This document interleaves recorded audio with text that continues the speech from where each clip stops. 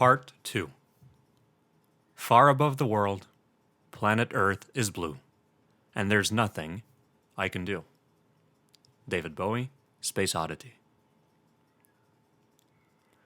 A tour of the galaxy. August is the sun. Me and mom and dad are planets orbiting the sun. The rest of our family and friends are asteroids and comets, floating around the planets orbiting the sun. The only celestial body that doesn't orbit August, the sun, is Daisy the dog. And that's only because, to her little doggy eyes, August's face doesn't look very different from any other human's face. To Daisy, all our faces look alike, as flat and pale as the moon. I'm used to the way this universe works. I've never minded it because it's all I've ever known. I've always understood that August is special and has special needs. If I was playing too loudly and he was trying to take a nap, I knew I would have to play something else because he needed his rest after some procedure or other had left him weak and in pain.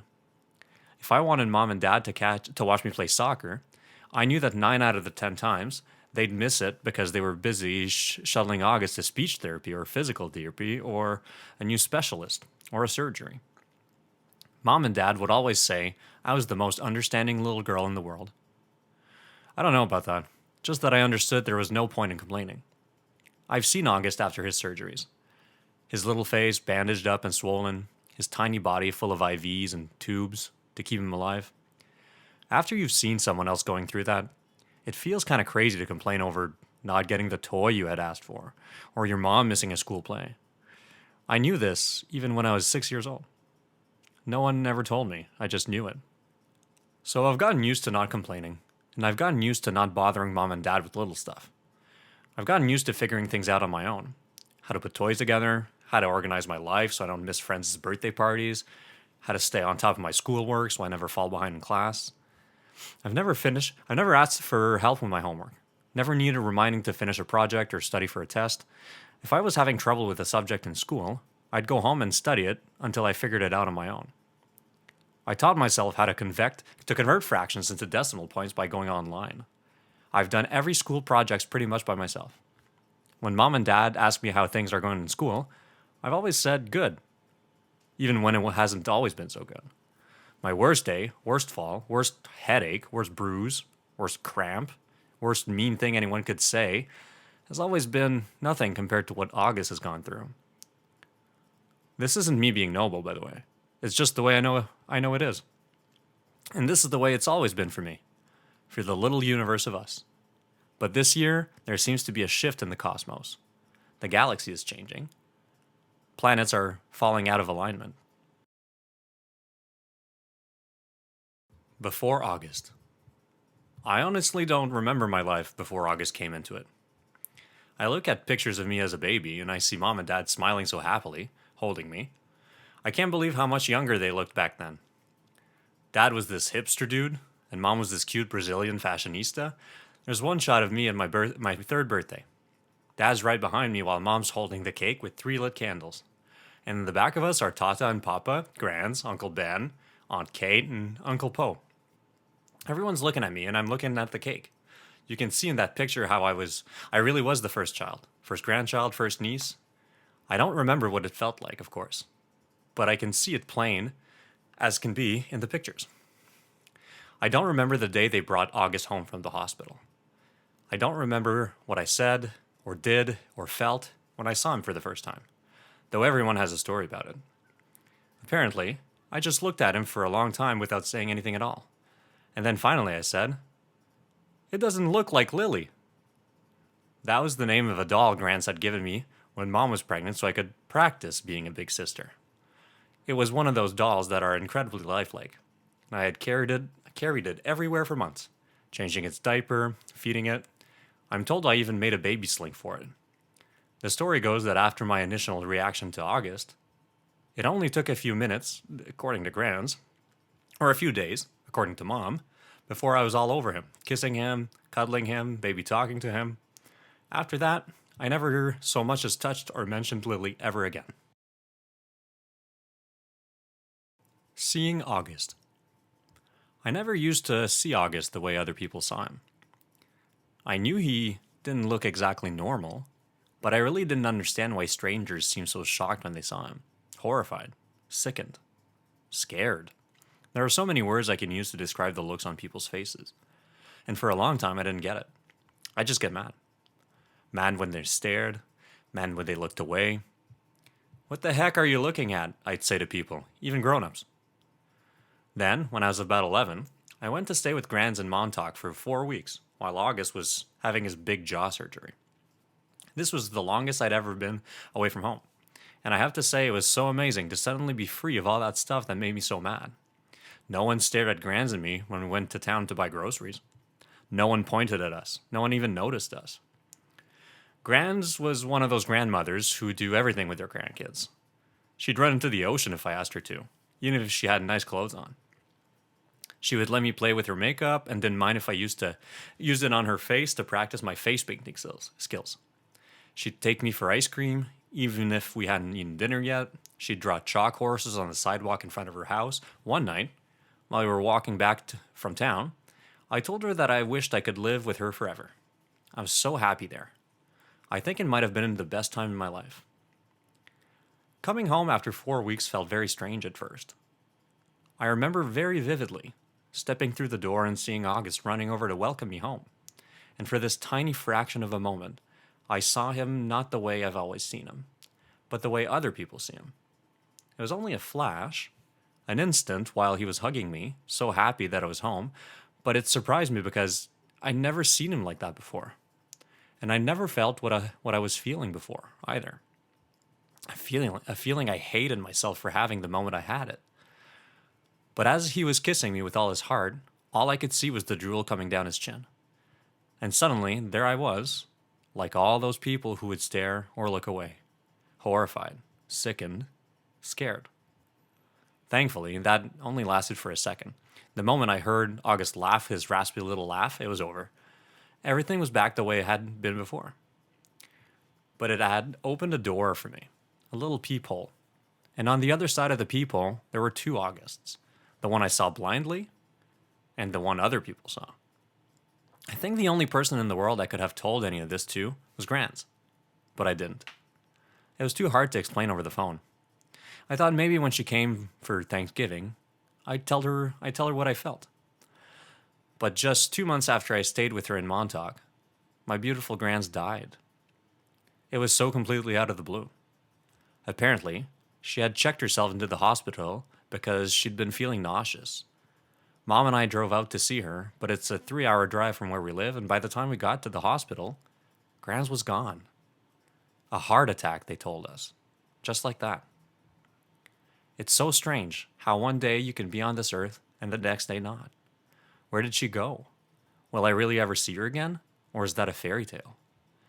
You see movies and TV shows where people receive horrible news in hospitals, but for us, with all our many trips to the hospital with August, there had always been good outcomes. What I remember the most from the day Grants died is Mom literally crumpling to the floor in slow, heaving sobs, holding her stomach like someone had just punched her. I've never, ever seen Mom like that. Never heard sounds like that come out of her. Even through all of August's surgeries, Mom always put on a brave face. On my last day in Montauk, Grants and I had watched the sunset on the beach. We had taken a blanket to sit on, but it had gotten chilly, so we wrapped it around us and cuddled and talked until there wasn't even a sliver of sun left over the ocean. And then Grants told me she had a secret to tell me. She loved me more than anyone else in the world. Even August? I asked. She smiled and stroked my hair, like she was thinking about what to say. I love Augie very, very much, she said softly. I can still remember her Portuguese accent, the way she rolled her R's. But he has many angels looking out for him already, Via. And I want you to know that you have me looking out for you. Okay, menina querida, I want you to know that you are number one for me. You are my... She looked out at the ocean and spread her hands out, like she was trying to smooth out the waves. You are my everything. You understand me, Via? Tu es muy todo. I understood her. I knew why she said it was a secret. Grandmothers aren't supposed to have favorites. Everyone knows that. But after she died, I held on to that secret and let it cover me like a blanket. August through the peephole.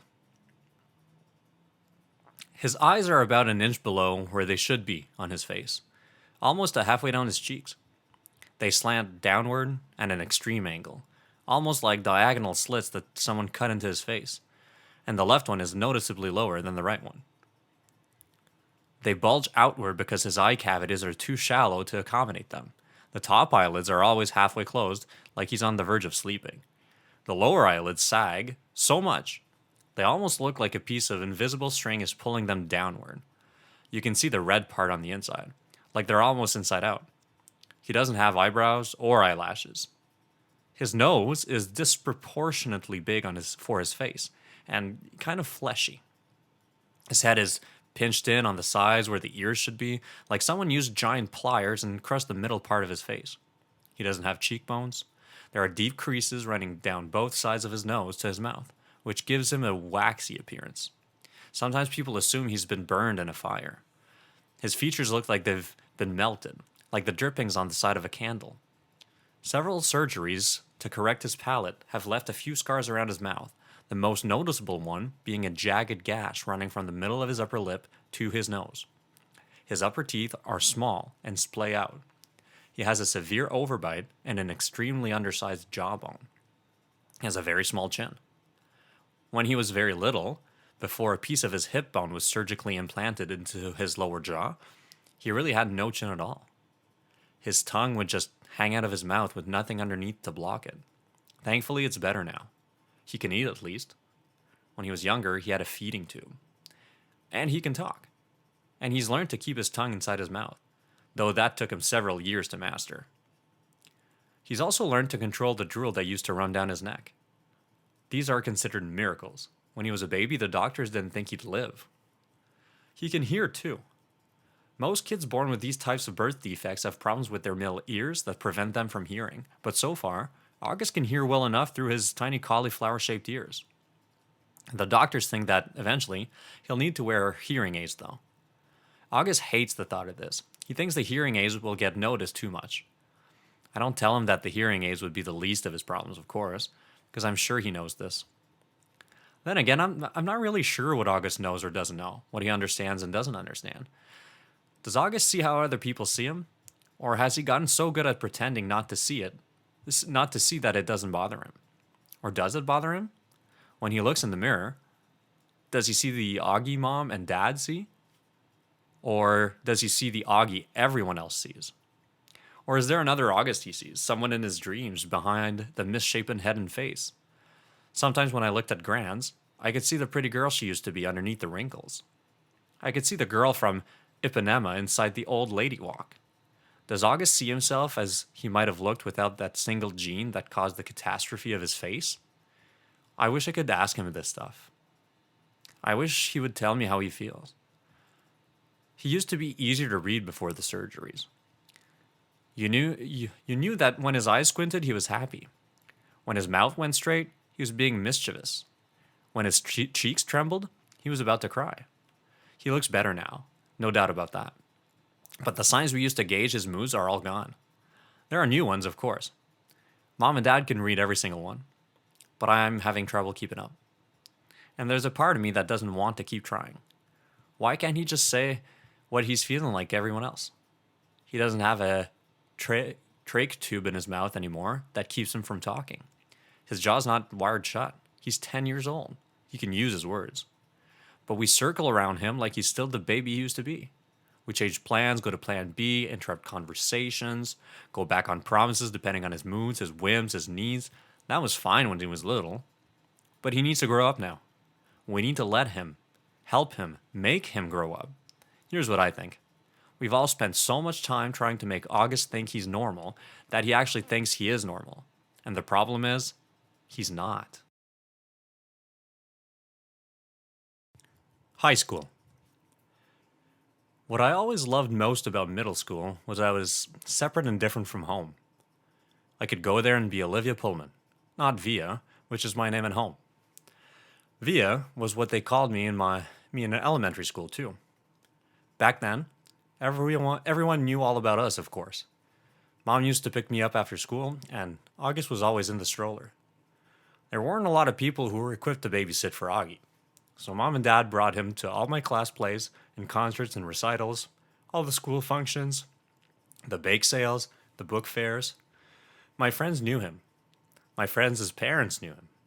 My teachers knew him. The janitor knew him. Hey, how you doing, Augie? He'd always say, and give August a high five. August was something of a fixture at PS22. But in middle school, a lot of people didn't know about August. My old friends did, of course, but my new friends didn't. Or if they knew, it wasn't necessarily the first thing they knew about me. Maybe it was the second or third thing they'd hear about me. Olivia? Yeah, she's nice. Did you hear she has a brother who's deformed? I always hated that word, but I knew it was how people described Augie. And I knew those kinds of conversations probably happened all the time, out of earshot. Every time I left the room at a party, or bumped into groups of friends at the pizza place. And that's okay. I'm always going to be the sister of a kid with a birth defect. That's not the issue. I just don't always want to be defined that way.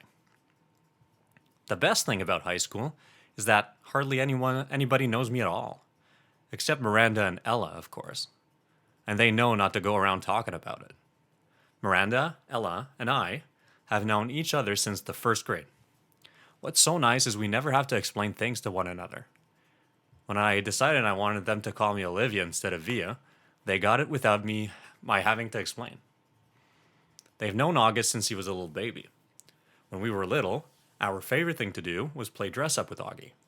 Load him up with feather boas and big hats and Hannah Montana wigs. He used to love it, of course, and we thought he was adorably cute in his own way. Alice said he reminded her of E.T. She didn't say this to be mean, of course, though maybe it was a little bit mean. The truth is, there's a scene in the movie when Drew Barrymore dresses E.T. in a blonde wig, and that was a ringer for Augie in Miley Cyrus heyday.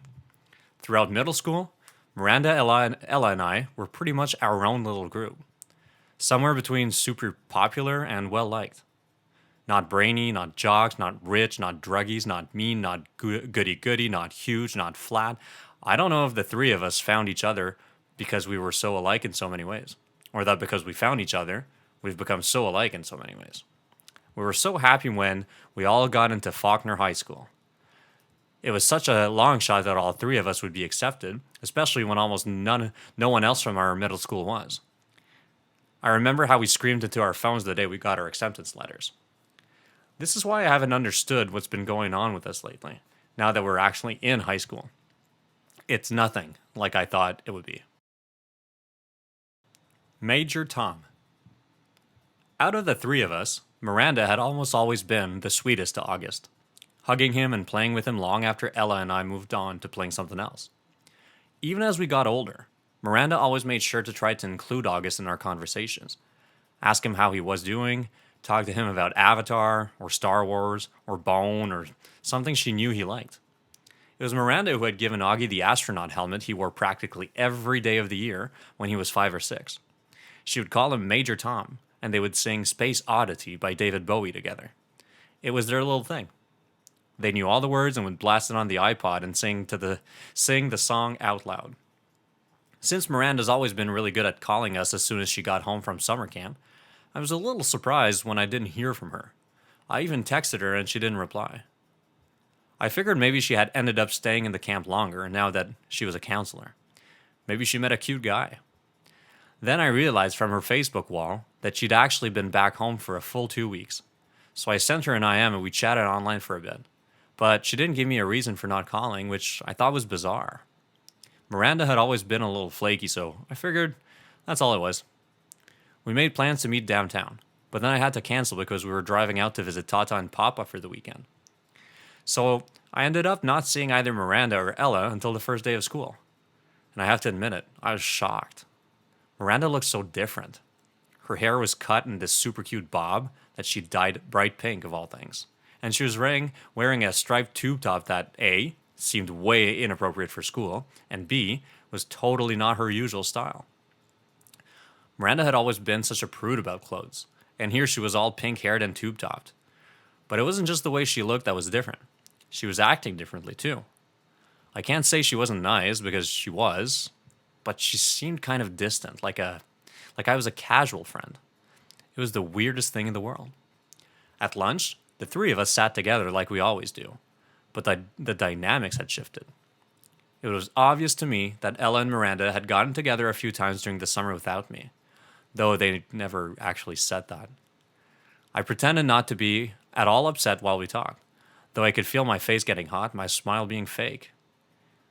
Although Ella wasn't as over the top as Miranda, I noticed a change in her usual style too.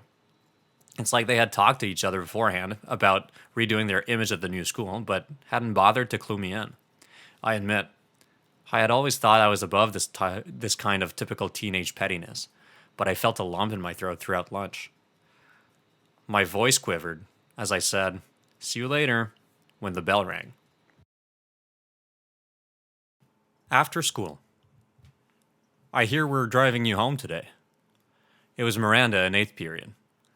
She had just sat down at her desk right behind me.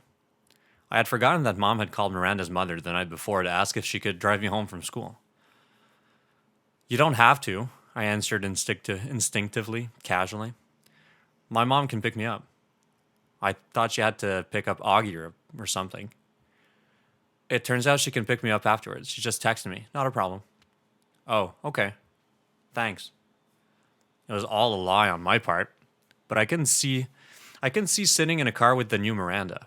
After school, I ducked into a restroom to avoid bumping into Miranda's mother outside. Half an hour later, I walked out of the school, ran the 3 blocks to the bus stop, hopped on the M86 to Central Park West, and took the subway home. "Hey there, sweetie," Mom said the moment I stepped through the front door. "How's your first day?" I was starting to wonder where we stopped for pizza. Incredible how easily a lie can slip through your lips. "Is Miranda not with you?" She seemed surprised that Miranda wasn't right behind me. "She went straight home. We have a lot of homework." "On your first day?" "Yes, on our first day," I yelled, which completely surprised Mom. But before she could say anything, I said, "School is fine. It was really big, though. The kids seem nice." I wanted to give her enough information so she wouldn't feel the need to ask me for more. "How was Augie's first day of school?" Mom hesitated, her eyebrows still high up on her forehead from when I'd snapped at her a second earlier. "Okay," she said slowly, like she was letting out a breath. "What do you mean, okay?" I said. "Was it good or bad?" "He said it was good." "So why do you think it wasn't good?" "I didn't say it wasn't good. Jeez, Via, what's up with you?" Just forget I asked anything at all," I answered, and stormed dramatically into Augie's room and slammed the door. He was on his PlayStation and didn't even look up. I hated how zombified his video games made him. "So how was school?" I said, scooching Daisy over so I could sit on his bed next to him. "Fine," he answered, still not looking up from his game. "Augie, I'm talking to you." I pulled the PlayStation out of his hands. "Hey," he said angrily. "How was school?" I said fine, he yelled back, grabbing the PlayStation back from me. "Were people nice to you?" "Yes." "No one was mean?" He put the PlayStation down and looked up at me as if I had just asked the dumbest question in the world. "Why would people be mean?" he said. It was the first time in his life that I heard him be sarcastic like that. I didn't think he had it in him. Padawan bites the dust. I'm not sure at what point that night Augie had cut off his Padawan braid, or why that made me really mad. I had always found his obsession with everything Star Wars kind of geeky, and that braid in the back of his hair, with his little beads, was just awful. But he had always been so proud of it, of how long it took him to grow it out, of how he had chosen the beads himself in a craft store in Soho. He and Christopher, his best friend, used to play with lightsabers and Star Wars stuff whenever they got together, and they had both started growing their braids at the same time. When August cut his braid off that night, without an explanation, without telling me beforehand, which was surprising, or even calling Christopher, I was just so upset, and I can't even explain why. I've seen Augie brushing his hair in the bathroom mirror. He meticulously tries to get every hair in place. He tilts his head to look at himself from different angles, like there's some magic perspective inside the mirror that could change the dimensions of his face. Mom knocked on my door after dinner. She looked drained, and I realized that between me and Augie, today had been a tough day for her too. So, you want to tell me what's up? She asked nicely, softly. Not now, okay? I answered. I was reading. I was tired. Maybe later I'd be up to telling her about Miranda, but not now. I'll check in before you go to bed, she said, and then she came over and kissed me on the top of my head. Can Daisy sleep with me tonight? Sure, I'll bring her in later. Don't forget to come back, I said as she left. I promise. But she didn't come back that night. Dad did. He told me Augie had had a bad first day and Mom was helping him through it. He asked me how my day had gone, and I told him fine. He said he didn't believe me for a second, and I told him Miranda and Ella were acting like jerks. I didn't mention how I took the subway home by myself, though. He said nothing tests friendships like high school, and then proceeded to poke fun at the fact that I was reading War and Peace. Not real fun, of course, since I'd heard him brag to people that he had a 15-year-old who was reading Tolstoy. But he liked to rib me about where I was in the book, in a war part or in a peace part, and if there was anything in there about Napoleon's days as a hip-hop dancer. It was silly stuff, but Dad always managed to make everyone laugh. And that sometimes that's all you need to feel better. Don't be mad at Mom, he said, as he bent down to give me a goodnight kiss. You know how much she worries about Augie. I know, I acknowledged. Want the line on or off? It's getting kind of late, he said, pausing by the light switch at the door. Can you bring Daisy in first? 2 seconds later, he came back with Daisy dangling in his arms, and he laid her down next to me on the bed. Good night, sweetheart, he said, kissing my forehead. He kissed Daisy on her forehead, too. Good night, girlie. Sweet dreams.